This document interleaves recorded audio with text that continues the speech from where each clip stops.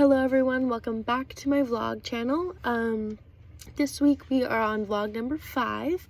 Again, we are talking about 2 books. We are talking about The Rhetorical Act as well as reading pop culture.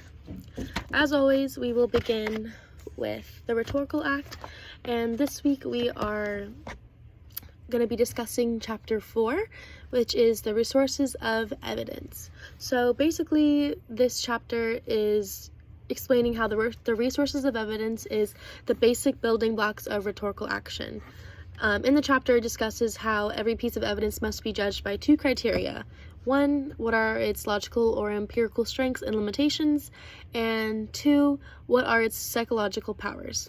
So ideally, good supporting material shows the truth of a claim. They are clear, vivid, and concrete, and they present the rhetor as competent and trustworthy.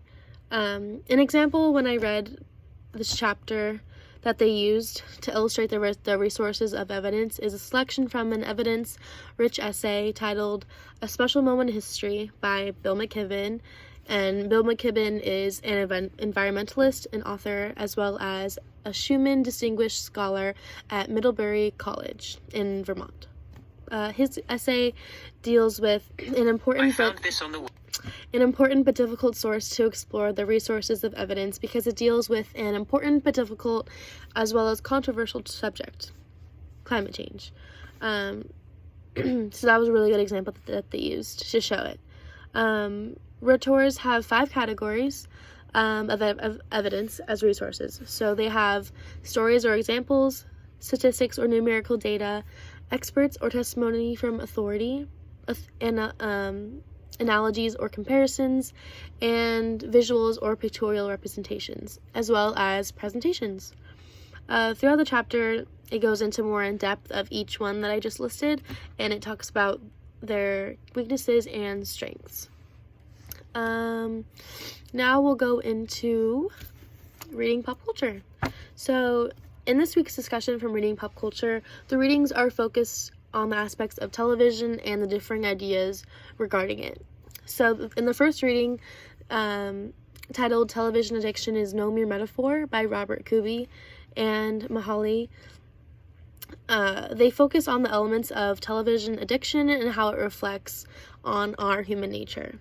So they go into great detail about, how humans are attracted to desires and not the necessities of life. And they just basically talk about how humans they're very structured to enjoy watching things. So that's where television comes into play, the entertainment aspect of it. The thought behind television is that it provides an escape for people and also teaches as well as amuses us for a long period of time. So I know especially for little kids, when moms are tired or parents are tired, they just want their kids to be distracted for a while, so they sit them in front of the TV and they say, okay, here, watch this and be amused for a while. But that essentially becomes a habit, and as people are growing up, they tend to watch more TV rather than reading books and analyzing texts and stuff like that. It's actually kind of shocking how much time people actually spend into watching television, and it even consumes people. Like, there's tragic stories about, people who are obese, and half the problem is because they're watching so much TV. They're just sitting down, laying down, whatever it is, and their whole life is consumed over television. Like, even for me, like, now that I'm in college, like, I don't have any time to watch TV, which is a good thing because I'm finding myself, being more active and, looking and reading things that are more important.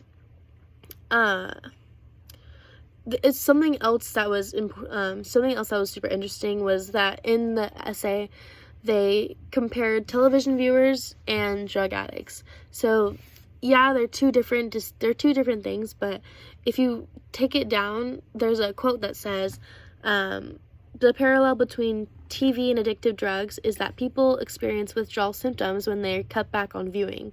So that was just something that I never would have thought, that people are like, they have a need to watch TV. Like, since they've been doing it for so long, it's kind of like oh my gosh, like, I need to go watch it right now.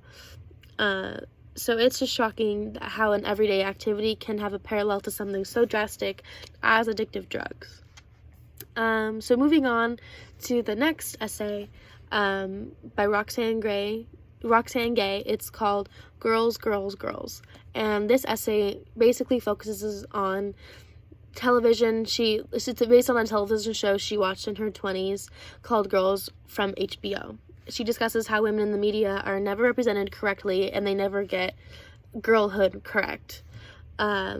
She continues to discuss how women are portrayed on the screen, and it begs the question whether women are subjectified. In the next passage, however, the next essay, the apocalyptic strain in popular culture, the American Nightmare becomes the American Dream by Paul A. Cantor. The writing focuses on the idea of the different versions of the American Dream. So, even though most of them are the same, which include the nice spacious house and the perfect suburbs with 2 to 3 cars in the garage, his passage depicts how the darkness of the American Dream as well as the nightmare of the lifestyle. So he kind of just talks about how people are always like, they're striving for the best and the prettiest, and what basically the American Dream is to be successful, but sometimes that can consume you and it might be the wrong idea for you. In the final passage, it's called Netflix and the Future of Television by Ken Alouetta. He discusses the idea of the advances television through the app Netflix. Netflix is basically an app or a platform where you can go and you can watch numerous amounts of television shows, documentaries, etc. And there's no ads. He talks about all the different platforms that express television, in which case YouTube is the biggest. Alouetta also discovers how Netflix is changing the business of television and commercials. So, every day TV, you're watching TV and then all of a sudden there's a commercial that pops up, a television break. So those are about 2-3 minutes long depending on, the break itself, but Netflix is the opposite, and Hulu, because they don't have any commercials except for Hulu. Hulu does have ads. That's how they get their business. Anyway, the overall problem for television is that their competition is with apps such as Netflix and Hulu because of their commercials. But with platforms like these, people can just skip over commercials and they would just rather use them because of this feature. So Netflix for sure is a good one, just because you don't have to upgrade the package to have no ads. But Hulu, they give you the option if you want to watch all the streaming of the television with ads, or you can upgrade and pay just a small fee a month and you can watch TV ad free. It is things like ad-free technologies that makes people even more addicted to watching videos, which in some cases is a form of television. So just like apps like these, it's just going into adding to the dilemma of how much TV that people actually watch. Television shows are just being turned into commercial-free videos with these apps, like I said, and since this technology has developed, it is just another form of expressing how society is changing, and so is entertainment and television. So that wraps up vlog number 5, reading pop culture and the rhetorical act. Be sure to come and visit next week, and we will go into vlog number 6, and we will talk more about these chapters and more of these reading pop culture essays.